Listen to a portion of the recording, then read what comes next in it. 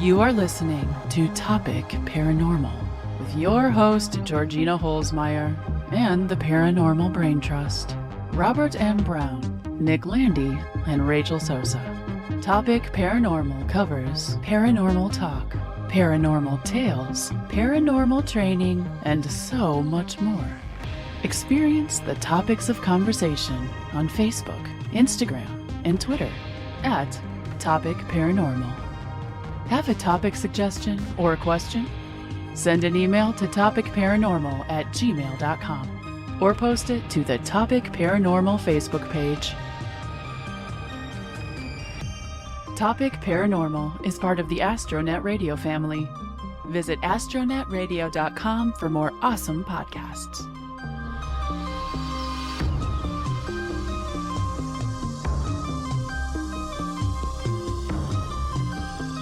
And now, your host, Georgina Holzmeyer.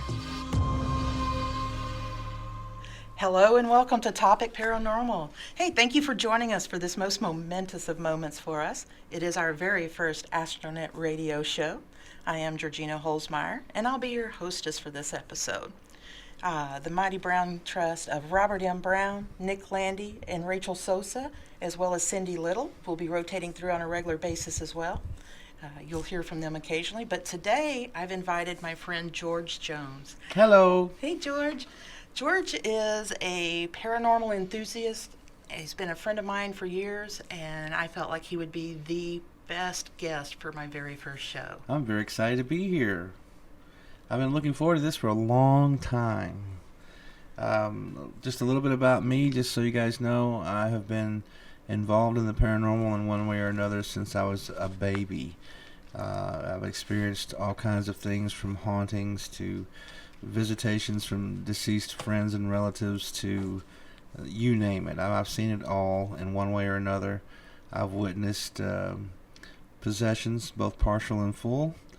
I owned Tours of Tyler for a very long time and did haunted tours all over the Tyler and East Texas area, and still do that occasionally, although not so much.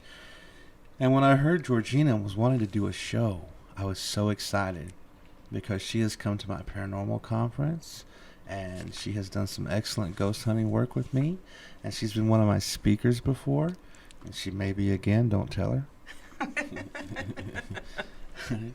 So Georgina, I'm excited. What's your show about? What are we going to talk about?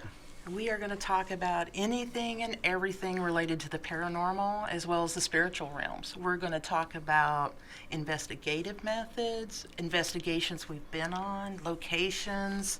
We're going to talk about the thought processes, the philosophies and theories even behind it. We're going to cover a lot of parapsychology as well. Pretty much anything that you want to know, we're going to talk about. Well, that opens a whole can of worms for me, see, because I want to know a lot, you know. Well, good. And there's really, since I have kind of been out of it for a little while, there really isn't anybody around here that I talk to so much about it. So I'm really excited to hear some of the things that you have to say. And this is a broad question, but maybe I can get an answer that you might be willing to give. What got you into the paranormal, and what is the paranormal to you? Oh, wow. The first one's the easier, so I'm going to take question one. Question one for $100. Yay. Yay.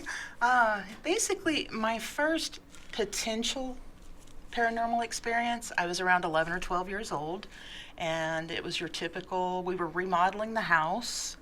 My mom and dad were removing a divider wall between the kitchen and the living room, and my bedroom happened to share a wall with both those rooms.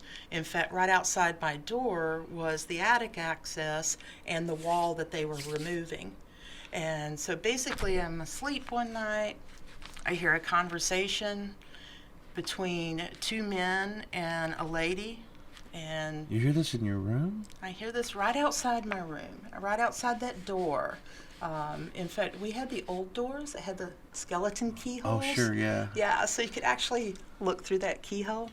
And when I heard that conversation, I got up out of bed and looked through the keyhole. But I didn't see anybody. And it was kind of odd because it was late at night. I knew I'd been asleep for a bit. But I didn't think too much about it because Dad was a member of several committees, so occasionally there would be people over after I went to bed. No big deal. So I got up the next morning and I'm like, hey, Mom, who was over at the house last night? And she's like, what? And so I tell her, well, I heard a couple of men and a lady talking, and I thought it was maybe Dad and one of his committee members or something. She's like, no, there was nobody here. You were just dreaming. So, okay, so I don't think about it. A couple of nights later, it happens again. And this time, I'm a little more aware of, what the heck? You know, it's the same two men, the same female voice, and they're talking like they're planning a party on a date or something like that. So you can kind of make out what they're saying? I can make out enough of what they're saying to know that they're planning an event of some kind. They're talking about one of the gentlemen says something about, okay, so we're good for like next Wednesday. And it was Wednesday. That was a key word. It's next Wednesday. And the lady was like, yes, we'll get on that. Or, you know, it was an affirmation of basically of what he was saying. It was a fairly clear conversation. And so I got up out of bed and went to the door and looked through the keyhole again. And once again, I don't see people. And I'm thinking about this. It's like 2 o'clock in the morning. It's way late for people to be at my house. And how old were you at this time? 11 or 12. Okay. It was more intriguing than scary. But you weren't frightened at all? No, it was like, who the heck are these people and what are they doing at my house this late at night? So I walk over and look out the bedroom window, which looks out onto the driveway. There are no cars out there, only Mom and Dad's cars. There are no extra cars.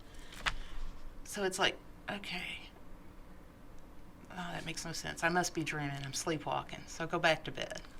Get up the next morning, same conversation with my mom. Mom, those people were talking again last night. Did Dad have people over? And she's like, no, Georgina, you're just dreaming. Don't worry about it. Okay. The third time it happened, I got up out of bed. I looked out the window first and saw, once again, no cars. So I walk over to the door very quietly, and I'm listening, and I can hear, and I realize that the conversation's actually happening very high, not like a normal person height. It sounded like it was coming from higher. Like from the ceiling? Like from the ceiling versus, midway through the door kind of thing. Okay. Yeah, it was odd. And so I very gently and quietly turn the doorknob and pull it open real fast. No one's there. Did the voices stop? The voices stopped, just like that. Just like that. Yeah, it was like as soon as I opened the door, they stopped. And, it was like, oh, this is crazy. So I actually got up and walked around the house at that point to look for the people. You were a brave little girl. Hey, I grew up out in the country. We were free-range children. Oh, wow. And yeah, there was no one there. So it was like, okay, this is so weird. There's got to be an explanation for this. And it stopped. By that point in time, Mom and Dad had finished the renovation. They had opened up the kitchen, and the voices stopped. So whatever party they were planning on that Wednesday, it wasn't going to happen at our house, evidently, because they were gone. Never heard those voices again. And I don't know, it was an odd thing, and I had forgotten about it actually for several years, but it was the thing that got me to thinking about things I didn't know about, things that you don't see but could be there. That whole occult, paranormal, I didn't know the word paranormal back then. Right. But that whole field of study, so I really got involved into the Greek mythology, anything along those lines, anything witchcraft, anything that was unexplained. You see, that sounds so familiar. I mean, the same thing happened to me. I had an experience much like yours, except I had experiences from when I was just barely old enough to remember. I mean, I was a toddler, seeing and hearing things I couldn't explain, but I didn't know what it was. And then later on, when I was old enough to realize, I was fascinated by it, also a little frightened. I would not have gotten up and gone to the house and checked. And we lived in the country. We were free-range kids, too. But I wouldn't. And I remember I was about 6 or 7 years old, sitting in the middle of the floor, and my mom was talking to my older brother, and she looked at me and she says, "George, what do you want to be when you grow up?" And I didn't think about it, didn't bat an eye. I said, "I want to be a paranormal investigator." I didn't even know what that was. It just came out of my mouth. Oh my gosh. And she said, well, if anybody can make money at it, you probably can. And that was it. So you had support from an early age. I guess, yeah. Hey. She was always, when I would come home, and she passed away in '09, but when I would come home from my hunts, because I was hunting and investigating long before, it was on TV and it was cool and everything, she'd always ask me, well, what'd you find tonight? She'd want to hear all about it. So I did have that support. Oh, that is great. I didn't have that level of support. My choice of reading materials were frowned upon, mainly because they didn't involve the Bible or a Bible study at the time. Well, see, my sister was hardcore. She condemned my soul to hell. So, yeah. She's like, you're going to hell, hell, hell. So there you go. We'll support on one side, but not the other. Definitely. And I think that plays a major role in our paranormal experiences. And that's one reason we're going to be talking about the spiritual realm and spiritual beliefs and religion, because it does affect the paranormal experience. And what you see as paranormal, I don't know. It's going to be an interesting conversation. It's kind of hard to define to me. What is paranormal and what isn't, and what is it to whoever? Definitely.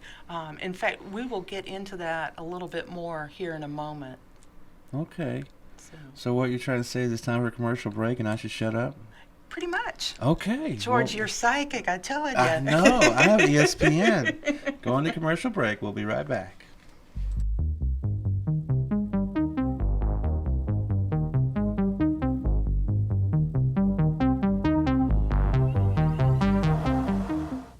Sometimes you feel like a nut, sometimes you don't. Almond Joy's got nuts, Mounds don't. Almond Joy's got real milk chocolate, coconut and munchy nuts too. Mounds got deep dark chocolate and chewy coconut. Ooh. Sometimes you feel like a nut, sometimes you don't. Peter Paul, Almond Joy's got nuts, Peter Paul, Mounds don't. Because sometimes you feel like a nut, sometimes you don't. You stand between us and the black terror of the Kodash. For every Earthling who's ever dreamed of adventures beyond the stars comes the astonishing story of one who made it. Alex? Hi, Max. Alex Rogan is the last starfighter. Rated PG. Now at select theaters. Check newspapers for locations and showtimes. Here comes the king, here comes the big number one. Budweiser beer, the king is second to none. Just say Budweiser, you've said it all.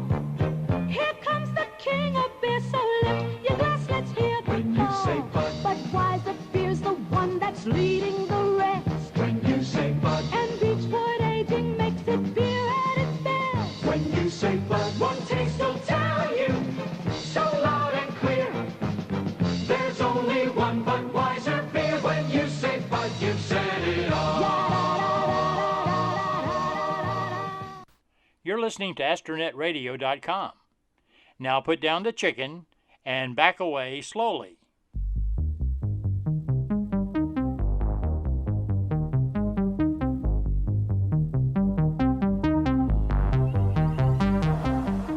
And we're back. George Jones is Yay. my guest. Yay! I'm so happy. And George, I think when we left off, we were talking a little bit about what is the paranormal and how it can have different meanings and flavors for different people based on their experiences growing up, the way they were raised, a little touch on religion there. Yeah, I mean, it really is. It's interesting that you kind of bring that up that way, because I've dealt with so many different people that have different ideas of what the paranormal is. I mean, some people think deja vu is paranormal, some people don't. Some people think that religion is paranormal, and some people don't. The fact that there is a God or isn't a God, is that paranormal? Is it not? The devil, is that paranormal? Is it not? These are all things that, I can't think that there's a definable answer. Well, I don't know. Help me. I think that's one reason we do the paranormal investigations. We don't have those answers, and even the evidence that we come up with it leaves you doubting a little bit more. You may feel a little more firm in a technique, but as far as actual answers, and especially big answers like, is God paranormal? I don't know. God comes up on some of our spirit communications. It's true. And That's we've true. had spirits talk to us about heaven. So it is. That's a very hard thing to answer. I don't think there are answers, honestly. Right. I mean, when you say paranormal to some people, I mean, most people automatically think of ghosts, perhaps witchcraft, maybe UFOs, maybe Bigfoot. Those seem to be the big ones, but there's a broader band than that. There is. You think about some. It's kind of interesting to me, the Catholic religion specifically, when they go back and look at individuals and deciding whether or not they're going to make those individuals saints. It's some of those events that they claim can be very paranormal sounding. The tears of blood coming out of the statue. There's no answer for that. No, the whole Catholic religion to me is so ritualistic. It seems like there's a lot of paranormal in the Catholic religion. But I've known several Catholics that disagree, but I don't know. I mean, it's kind of a matter of opinion. Plus, what is your own definition? I don't know. Definitely. The simplest definition of paranormal, according to Webster's, is alongside the normal. Okay, so then you get into normal. What's normal? And what is normal? That is an age-old question right there. Yeah, definitely. So that's one of the things that's so fascinating about the field of paranormal study, is because it can go so many different directions. There are so many different avenues to take, and it's just, I get a little geeky with it, obviously. That's the reason my show's topic, paranormal. Right. No, that's cool. I like the way that you're going to be all-inclusive and have all kinds of different things going on. Which brings me to a question, if you don't mind. Go for it. You and I both started off in the paranormal, we were indoctrinated at a young age, okay? And we've got a lot of friends that are in the paranormal. Yes. In fact, you've named several that are in your brain trust or whatever. Yes. God, I don't know. I don't know where I'm going with this. It's just, what is it that makes some people able to be there and not there, and sense things and not sense things, and how there are people asking me all the time, how do you get to be sensitive? Is there a way to do that? Oh, that's a really good question, and that's another one that there's a lot of discussion and different thought processes on. There's a whole field out there called parapsychology, and it talks about the psychology of the paranormal.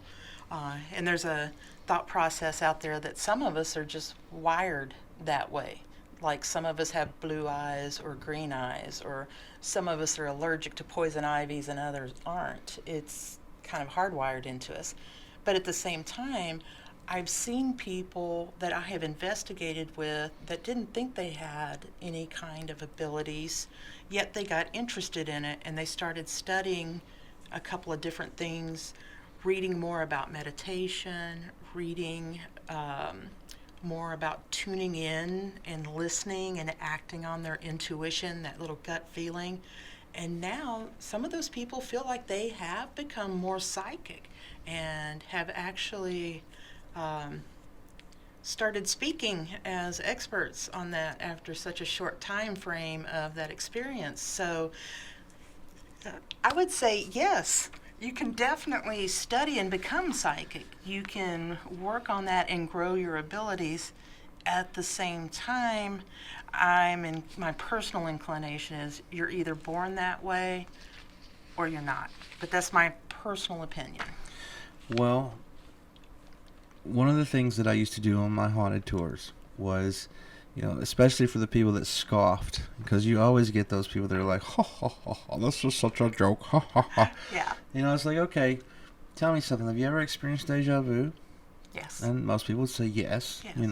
Okay. Well, have you ever been thinking about someone and found out they were thinking about you at the same time? Most people will say yes. Yes, they will. Okay. Have you ever had somebody on your brain and you don't know why, and then you find out that they were having a difficult time at that moment, or something happened to them? Yes, Most, every one of them. Most people will say yes. And then, have you ever walked past a place, a building, or a room and felt like, I don't want to go there? Oh, yes. Okay, those feelings that you get? Yes. Okay. And then the last one I always say is, have you ever met somebody and either instantly liked them or instantly disliked them? Oh, gosh, yeah. Yes, okay. Those are all, I would tell them, okay, well, that's my litmus test for the paranormal. Are you sensitive? Do you have these abilities? I think everybody has it to some degree. And it can be built on if you recognize it and know what you're doing, but I don't know how to tell people what to do. That's my thing. Yeah, it's like, I don't think there is a set list of books to read, a set of exercises to do. I wouldn't even know what to recommend. Yeah, it's very hard. And I think, I have to go back and correct myself, actually, with the point that you brought up. If you're born with it and it's not something that you grow up experiencing or that you're encouraged to experience, those abilities and sensitivities may be pushed down and you're just not recognizing them. And once you become aware of them and you start using them, I think they do grow. So it's not necessarily you're either born with it or you're not. Well, maybe you're born with different levels. Yes, I would agree with that. And what you said about being pushed down, okay? Can we talk about that a little bit more? Sure. Tell me what your opinion of being pushed down is. Oh, my personal experience about being pushed down is having books on those topics removed from your room or your book bag because it's not appropriate for someone your age. Having the youth minister talk to you about your sinful ways. Ah, there you go. Now you're getting there. Things along those lines. Just basically being, and this was not my personal, this level was not my personal experience. I have talked to other people who have really great high level of psychic ability, and they talk about how when they were children and they would be talking to a spirit or seeing and asking these questions, that there's no way this child knows this, and then having to go through psychiatric treatment because their parents and loved ones thought that they were having mental issues and they wanted to get that nipped in the bud real quick. Right. Those levels of being pushed down, as well as just some people are creeped out when you start talking about this stuff. That's true. I run into that. Yeah, I've had some interesting expressions come up once they find out what I do for a hobby. Yeah. That's exactly what I wanted you to say, what I wanted to hear from you, because I don't want to be the only one that says it, but there are people out there who will condemn it and push it down, or they'll cause you to feel bad about it, and you'll push it down yourself. Well, we don't need to talk about that because obviously that makes them uncomfortable or makes them think I'm a freak. Yes. Yes. Or weird. And those are stigmas that we've tried to get away from because it's not freaky, it's not weird, it's actually part of life that people ignore or choose to ignore or are told to ignore. When it's there, it's around us every single day. Why would you ignore that? I don't know, because it is very normal. It is very natural. And let's face it, the paranormal field has had its challenges when it comes to credibility. Oh, my Lord. Yes. I was just reading the other day a book, and I'll post it on our Facebook page because I can't remember the author's name right now. And she is very skeptical. So one of the trips that she made, she was talking about the spiritualist movement in the late 1800s, early 1900s, that Victorian era. And there is a museum in where was it? Somewhere up in New York, somewhere in the Northeast, that actually had a piece of the cheesecloth that one of the mediums, basically what she would do is she would swallow, and this is like yards, like 2 or 3 yards of cheesecloth. And for those of you that aren't familiar with cheesecloth, it's a material that's mesh. It's got a really wide weave in it so that when you're canning, you can basically use it as a filter or a colander. And so they would take, it's very thin, it's very flimsy. And so this medium would take 2 to 3 yards of this cheesecloth and swallow it to the point, so that way it was there, and when she would be conducting a seance in a very dimly lit room with the candles going and all of that, back during this time frame, she would regurgitate this. Oh, gross. And be able to actually like pull it out of her mouth. Oh my God. And they would be taking, photographs. And remember, those particular cameras back then, it was not a 2-second snap and we were done. It would take a couple of minutes to have that, the powder flash. It's set on the slide that was in there, and then for it to actually process. So this was like a 2 to 3 minute time frame. It took a long time. And so she's pulling this cheesecloth out of her mouth, and it's being portrayed as ectoplasm. That is disgusting. It is pretty gross. But it's interesting that you bring up that time period. Have you ever heard of the town of Lilydale? I don't know if I have or not. Okay, same time period, same region. There's a town in New York State called Lilydale. Okay. And it was formed by paranormal psychics, mediums, empaths, and it's still there to this day. And it's all about that. I mean, wow. The whole town. And it isn't really advertised very much, but it's there. There's books about it. Look it up, Lilydale. Lilydale. You'll be impressed because it has everything from mediums to psychics to aura readers. It's all there. It's all there. Oh, and wow. it's all this whole little town. That's all it is. I've always wanted to go there. Oh, that sounds like a road trip. That sounds like a road trip. So I'm really impressed that actually happened, and they kind of made it a sanctuary because they didn't want so many people. They weren't trying to go there to bring business there. They were trying to go there to be around like-minded people to get away from it. Oh, that sounds awesome. So yeah. So we're going to move on into commercial here. Let those like-minded. You're always sending me to commercial break. I know. Listen, this is getting depressing. I can't wait to talk some more. All right. Here we go. Commercial time.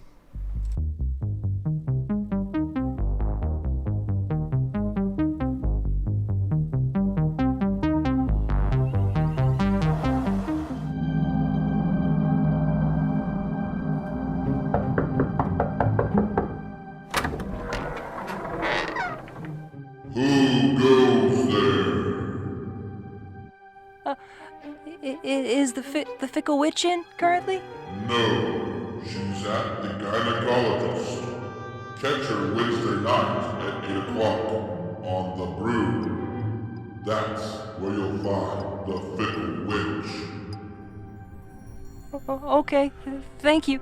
You're welcome. Get lost, punk. But the fickle witch.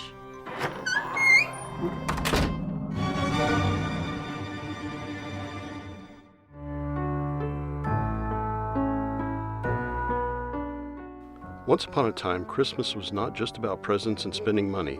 Once, it was about family, memories, love, and finding a certain magic in the holiday season.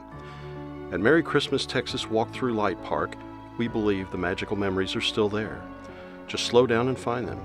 That's our goal. No rush, no fuss. Come spend the evening with us in a beautiful light park. Watch an outdoor movie, sing Christmas karaoke, meet Santa, and so much more. Check it out on toursoftyler.com. Or just come on out, 15926 Highway 64 East in Chapel Hill, about 3 miles past the Chapel Hill High School. $10 for adults and people 13 years and up, $5 for kids 10 to 12 years, kids 9 and under are free. Merry Christmas, Texas Light Park, making memories to last a lifetime.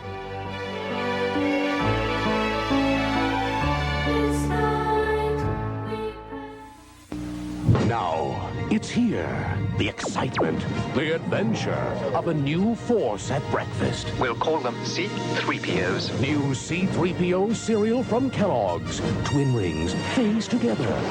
For 2 crunches in every 00. A delicious part of this nutritious breakfast. Now you can experience the taste of Kellogg's C-3POs. A crunchy new force at breakfast. May the force be with you. You're listening to astronetradio.com. Bless your heart, sweetie.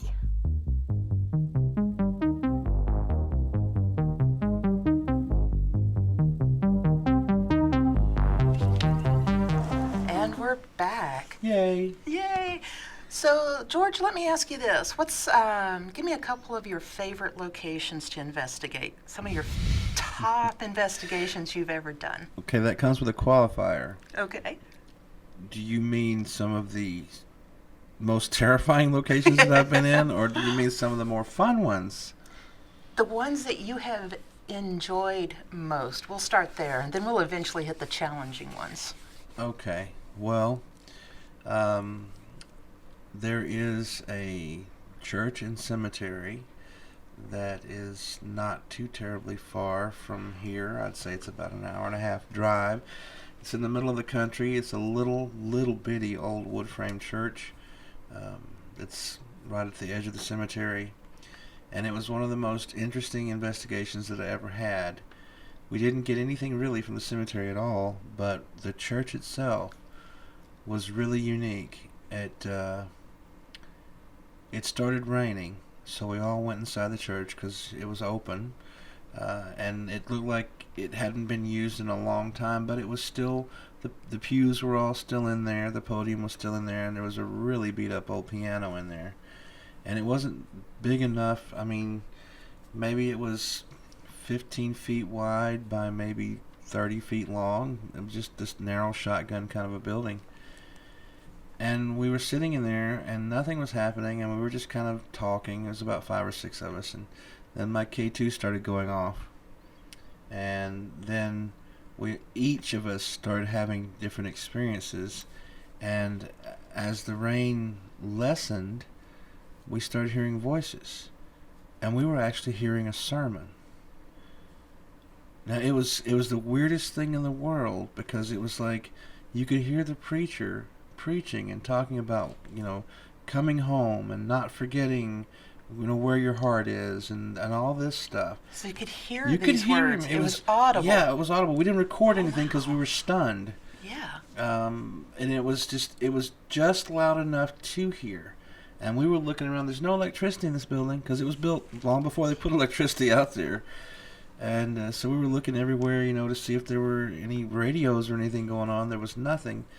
And then the next thing you know, we saw what looked like a few people sitting in the rows here and there. And they would fade in and fade out. Oh, wow. Now, this was a very heavy electrical storm. So there was a lot of lightning going on and a lot of things like that. But the rain itself was just pitter-patter after a few minutes. And that's when we started becoming aware of it. Because when it was storming really bad, we couldn't hear anything. But when it started dying down, is when we started being aware of it. And then as the electricity and everything, the lightning and everything started fading, so did all the voices, and it all just went away. Wow. So were y'all sitting in the pews? We were in the pews. And so these people, these spirits, were in and amongst you, sitting next to you. There's, oh my God, Old Man Crabtree from 200 years ago. It was the weirdest thing. We were simultaneously amazed and also kind of like, what is going on? Wow. Because it wasn't like, I'm looking at you now. It wasn't like you're there, but it was like a shadow image of you, and then you would like flicker in and flicker out. Oh, wow. So we'd just see you for a second or two, and then you'd be gone. And then we might see a shadow of a person over here, and then it would be gone. But the voice remained constant. And we could hear people in the background coughing. It was just like you were listening to an old church sermon. It was the weirdest thing, but it was the most amazing experience I had because there were 5 of us in there. We all experienced it simultaneously. And, of course, we have no frickin' evidence whatsoever. Of course not. Because the only thing we thought to do was to watch the K2, and then we're like, oh, my God, look over there. Did you hear that? Oh, my God. And that was it. And by the time we thought about recording, it was already too late. It was fading out. So Definitely. Oh my God. So how long did that experience last? once we were able to identify that it was voices and they became clearer to where we could hear kind of what they were saying, until it ended was 5 or 6 minutes. Wow, that's a good long time. It was a long time, but we spent too much time trying to disprove it, and not enough time focusing on it. You know what I mean? I do, yes. Am I really hearing that? No, Yeah. that's got to be her over there. Exactly. No, somebody's got their is phone your phone on? Are you on. listening to Yeah. something? Because we thought maybe somebody was trying to instigate something by playing an old sermon and on their phone or whatever, but no. No. Wow. It came out of nowhere. So that was a really amazing experience to me. I don't think I've ever had anything that wonderful, because it felt good. Yeah. You know, it was almost like they were saying, hey, come back anytime. That is an awesome experience. It is. It was something. Sad to say that level of warmth has only happened to me one time. I would imagine that level of experience is a once in a lifetime. Based on the short time, relatively, that I've been involved in investigating, having an experience to that level to where you're actually seeing figures, shadows, people, usually it's like half a second. And that's one of the reasons we doubt ourselves so bad, is because it happens so quick. It's like, no, I just, something flashed. That wasn't what it was. And so to have it last that long and be that level of intense and clear, dang. Well, it was the right place, the right time. I mean, it was a huge electrical storm. We found out later that a tornado had actually passed by. Oh, wow. Yeah, okay. it didn't hit us, but it hit about 2 or 3 miles up the road. We didn't have a clue. Oh, wow. So, hey, maybe we can figure out a way to combine storm chasing and paranormal investigation. Yeah. Hey. Yeah. I haven't seen that on TV Storming yet. Paranormal. Sounds good to me. I mean, I really do believe that, the electrical charges in the air make a difference. I think they do too. And it's interesting when you're out in those electrical storms, you can feel that energy. You can feel that static electricity. And it definitely does. It contributes, it increases the activity. I think it makes the spirits themselves stronger. Of course, once again, that's my personal opinion based on experiences and some meters and things like that. It's hard to say for sure, yes, that's definitely what you're doing and picking up on, but that's my story anyway. Well, the other thing that was interesting about it is nobody got touched. Nobody said, oh, something's touching me. It wasn't like that at all. And yet we all felt, the electric in the air, the goosebumps, the static.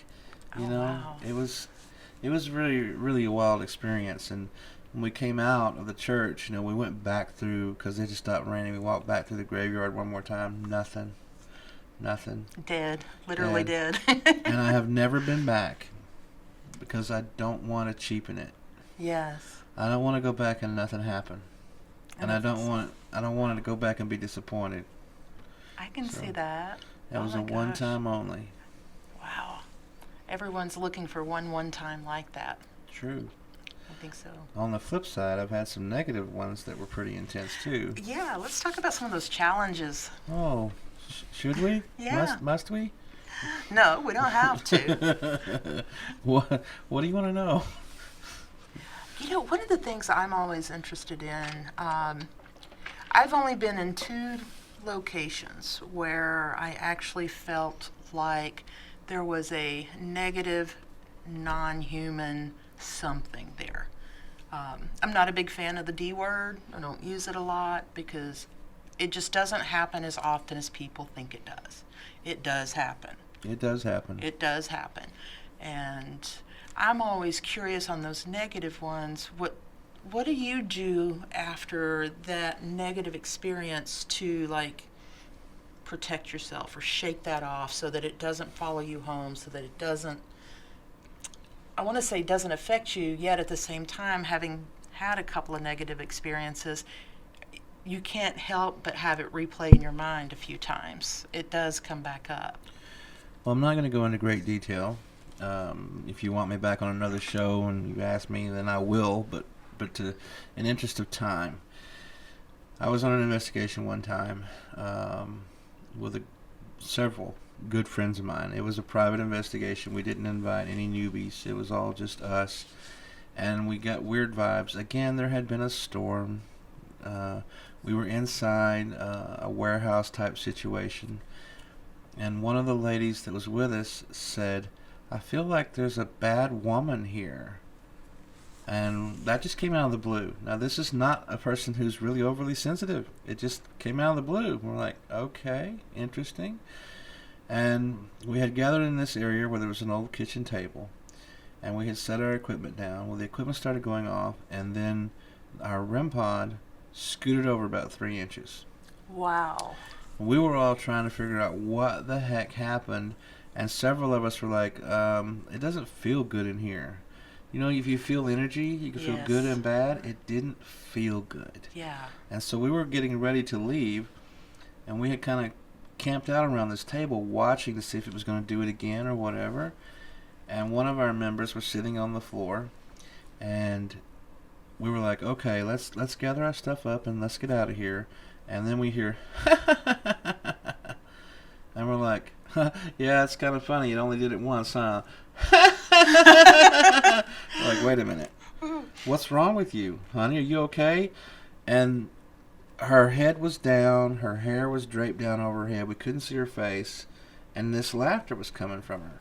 We walked over to her, and one of our members touched her on the shoulder. Like, hey, are you okay? And when that touch happened, she threw back her head. Her eyes were pitch black. Her mouth opened to a degree no human mouth should open. It was like it came unhinged. Oh, wow. And the laughter poured out of her along with hissing and spitting, and she was speaking in a whole different language. Oh, dang. That sounds like classic possession. It was insane. Well, we grabbed her. At the same time we were grabbing her, one of the other guys that was with us started feeling like he was fixing to pass out. He's like, I'm hurting, my head is hurting, I'm going to pass out. Well, we got them out. We literally had to take her and drag her out of this room, down the hallway, all the way to the end of the building, and drag her outside. Oh, wow. And she was fighting and spitting and speaking in this language. We held her down. We had a shaman with us, Native American, luckily, who was able to take care of it. I mean, he used everything he had, crystals, sage, whatever. We held her down. You know, I don't know what he said, but he was over there chanting whatever he knew. And then suddenly her eyes went back to normal. She turned over and she spit out this horrible black stuff that looked like tar. It came out of her mouth and onto the ground. Oh, wow. And she wasn't right for quite a while after that. It was one of the most horrible nights of my life. I actually, unfortunately, did record that, and I do have it if someday you want to hear it and hear some of the words that she was saying, because I'm not going to say them out loud. Okay. But she did name demonic names that I actually was able to look up and verify. Wow. It was absolutely horrible. It was one of the most horrific moments of my life because I thought we'd lost her. And unfortunately, she was sick before we started this investigation.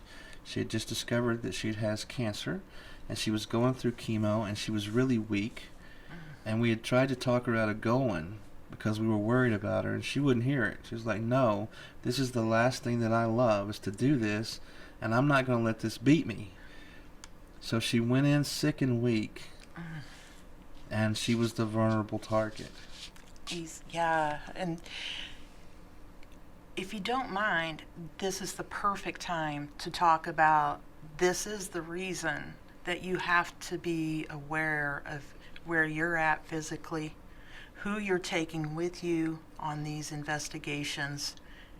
It's not just shits and giggles all the time. It's not. It is not. And even though that is a rare happening, you have to prepare for the worst case scenario.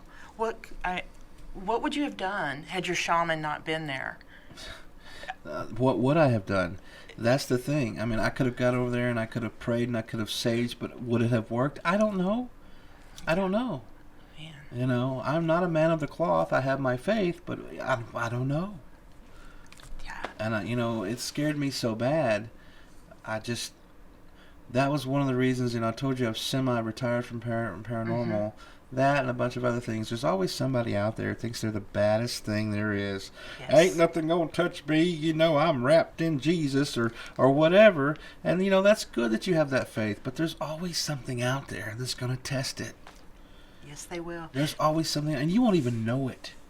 It'll get a hold of you, and you won't even know it. And then suddenly you'll start having a bad day, and then a bad week, and then a bad month, and your luck will change, and you'll start alienating people. And you don't even know you're already fucked up. Yeah, and people don't recognize that as part of the negative side of paranormal investigating.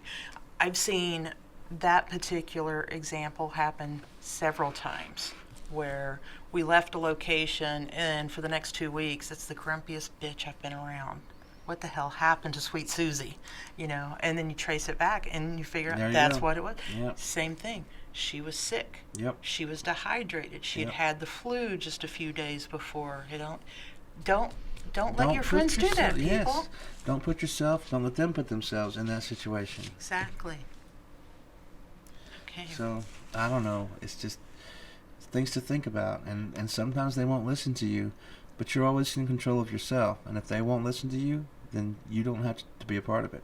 Sometimes you have to take control, like I am right now. We're going to move into commercial, and we'll be back in just a moment. I know, it's always at the good spot. No. Okay, we'll be back.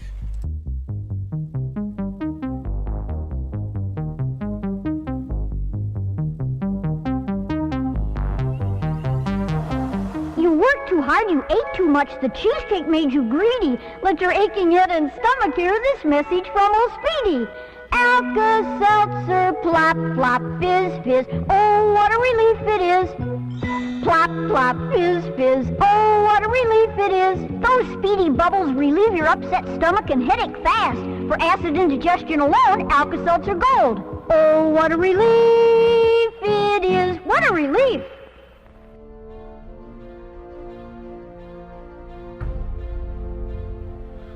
The East Texas Veterans Alliance is proud to present Dancing Among the Stars, a one-night event happening on November 15th from 6 p.m. to 10 p.m. at the Tyler Rose Garden Building, located at 420 Rose Park Drive. Tickets are $40 for singles and $75 for couples in advance, but prices will go up at the door. All proceeds go to providing much-needed scholarships for children of American veterans. Come out and have a great time and know that you are supporting one of the most noble causes of our time, the continued education of our children, which ensures a better future for us all. Call 903-747-8007 for more information. That's 903-747-8007. We'll see you there.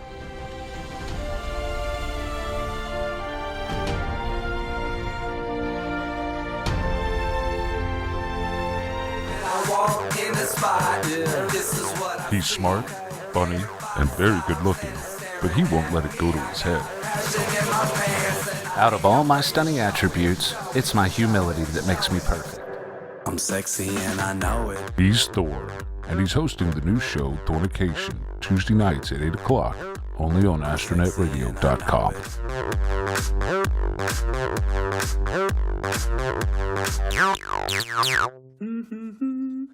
Mr. Clean gets tough on dirt and grime and grease in just a minute. Mr. Clean will clean your whole house and every room that's in it.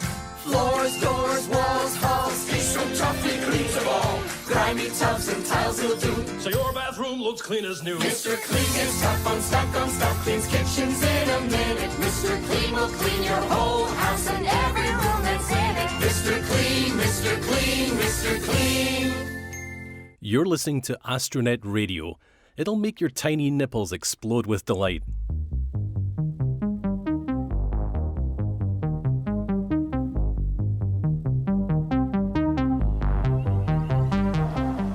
Yay, we're back. Yay! Hey, one of the things I want to do now is spend a little more time talking about what we ended with, the protection and being aware of where you're at physically, mentally, etc., and maybe even taking a little responsibility for the people that are there with you. George, what's your recommendation on prepping yourself for an actual paranormal investigation? Well, first of all, don't go alone, ever. Ever. And second of all, if it's one of your earliest or your first even, don't go with somebody that's inexperienced. Make sure you go with somebody that knows what they're doing or have been around the block a couple of times. And it doesn't hurt to take different types of protection. A lot of it depends on your own beliefs, okay? I have found in my experience that the more you believe in something, the more real it is. And that includes your protection. Yes. Okay? Yes. So, if you believe in the Bible, take a Bible with you. If you believe in crystals, take a crystal with you. If you believe in sage, take sage with you. Whatever it is, you have to believe that it's going to work. Have faith of some sort, because to go into something with no faith, I think, leaves you very open. I would agree with that. I certainly do. That's my opinion. So I would say, every investigation that I ever went on, and even on my ghost tours, I always carried a little bit of holy water, and I carried sage, sometimes lemongrass, a few other things, just to make sure that I had my bases covered. I would even carry frankincense and myrrh if I could get a hold of it, because I believe that anything that has faith is exactly what you need to push away the faithless, Well, that's a great way to put that, the faithless, because that's generally what you're dealing with. Usually, yeah. So that's my belief. Don't ever walk in there with your chest puffed out and think, I can handle anything because I'm Billy Badass. And that's exactly why I stopped doing my tours, because there was one on every stinking tour. And if it wasn't that, then it was somebody who wouldn't listen and just ran off in the middle of it. And did their own thing. Yep. Yes. And I just, I'm not going to be responsible for you guys screwing up your lives. No, thank you. So there you go. Definitely. What do you do? I spend a lot of time. I do spend time in meditation and prayer before I go, especially if it's a location that has a reputation. I spend that time doing that. I have some oils that I use as well, that I find very effective for protecting against actual, more the psychic level aspect of some of that energy, the trying to grab on thing. And I have an oil for that works beautifully. I carry crystals. I wear crystals. I love crystals. You'll see them everywhere. I also have an iron cross that my husband made me out of horseshoe nails. And there's a lot of significance to that little cross because, A, he made it for me. He put a lot of love and intention in that cross when he made it for me. And it was an acknowledgement on his part and an acceptance, a token of acceptance as well, that I do what I do, and there is that element of danger that he didn't want to talk about. Right? Yeah, he's got his own ideas, Yeah, if it exists, that's great. If it doesn't, that's great. He just doesn't need to know one way or another and doesn't need to be involved in finding it out. Have you noticed that there's a lot of couples that are that way? The guy may be into it, and the woman's like, look, do what you do, leave me alone, Yes. or vice versa. Yes. It's very rare that I actually find a married couple. Deborah and Mike Charbonneau are one of the few married couples that are into it, both of them on the same level. Yeah, I have noticed that. And even the couples, I have a couple of friends that their husbands do come with them occasionally, but even then they're more sitting back watching. Oh yeah, stand back, watch. Yeah, they're not really jumping in there to participate. And the same thing. In fact, a friend of mine, his wife had her very first paranormal investigation with us a couple of weeks ago, and I can't wait to talk to her and see what she thought. Yeah. That's always fun. It was a good thing. It was a really good thing. But it's always fun, especially at that level, that people are. I'm very into it. I've been doing it for a long time. People know when they talk to me, we're probably going to talk ghost at some point. At some point, At yeah. some point, you know. Do people send you stuff like they do me? I get tagged in so many. Would you stay in this house all night long for $1 million? And hey, this is the most haunted house in the world. And I'm like, guys. Yes, I get those all the time. And then I have people that are funny. We'll be at a location and they'll be like, well, did somebody make hotel reservations? And you're like, what? You want to leave the location? There's this nice comfy concrete. It's only 32 degrees. What are you talking about? Didn't you bring a sleeping bag? I went on this overnight vacation with a friend of mine. And you know this friend. I'm not going to call him out on it because I love him. But their whole team would go, set up their equipment, and then throw out their sleeping bags and go to sleep and sleep the whole night through, and then get up the next morning and go, did we get anything? I'm like, what kind of an investigation is that? Oh. You know, you go out there, you investigate till like 10 p.m. and then you're out for the night? Yeah, no. The earliest investigation I've ever ended was around the midnight, 1 o'clock hour.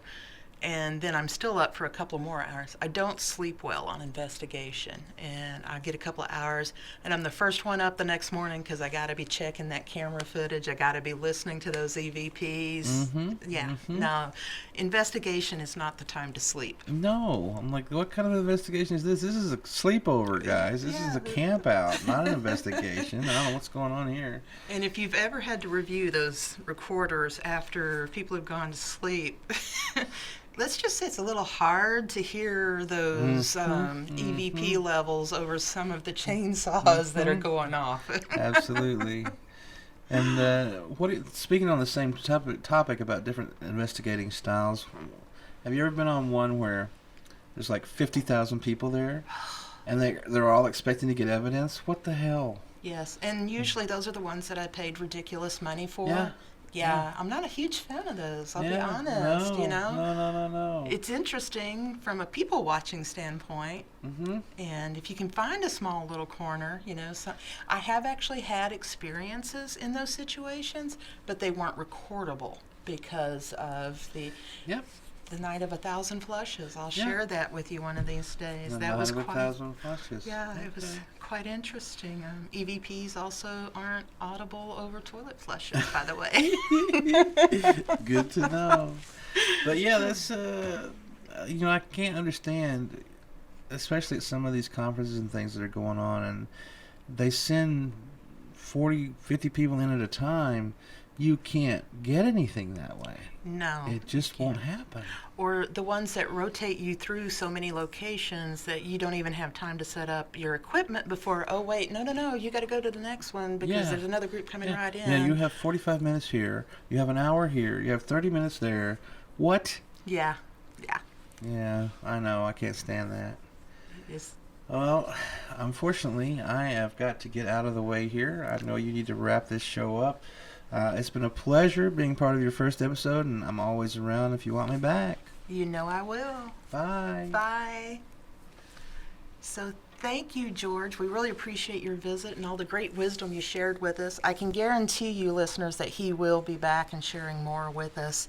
On the wrap-up, just a little more detail. Topic Paranormal does air on Sunday nights from 7 to 8 o'clock with replays on Tuesdays and Thursdays. We've got a Facebook page. We've got a Facebook group.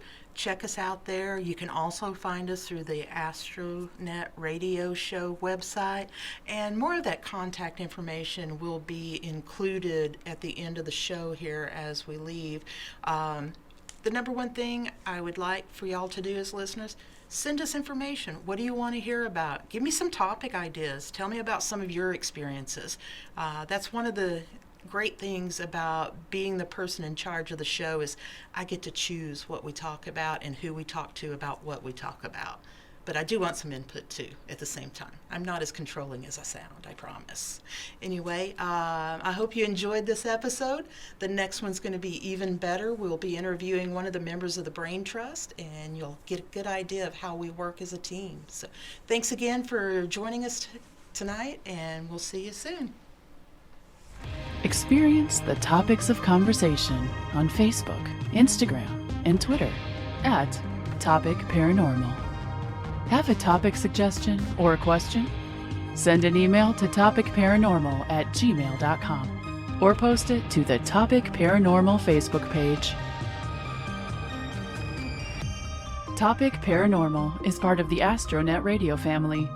Visit astronetradio.com for more awesome podcasts.